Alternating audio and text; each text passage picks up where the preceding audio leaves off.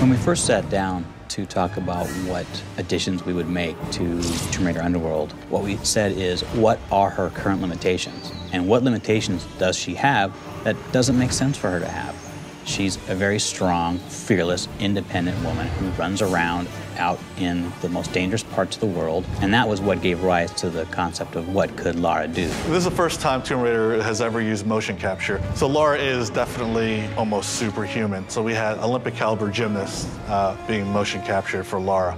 What could Lara do affects all of the combat decisions we made, so the first thing that we did was decide that she was going to be able to shoot at 2 different targets at the same time. We also worked on Lara interacting with the enemies, like running up and vaulting over and hitting them, or running up and flipping off and shooting them. So there's going to be a lot of nice dynamic interaction with enemies coming up. She can now balance walk on thin beams, but if she had the capacity of doing that, why wouldn't she be able to climb up onto a pole and balance walk on the pole? So she can do that too. Now she can take out her gun, switch hands, and shoot if she's on a pillar, or if she's on a ledge, or if she's on a balance beam. She can still do combat.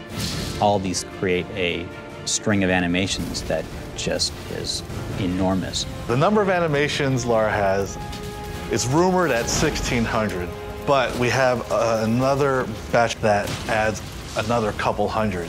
So, I mean, I wouldn't be shy to say she has over 2,000 animations.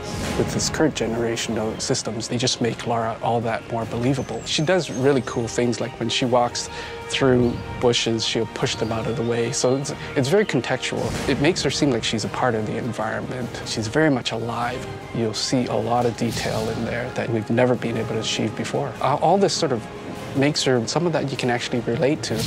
The player will actually feel like they're a part of this world. And I think for new players, it's that sense of discovery that they're going to find in this game, which is really exciting.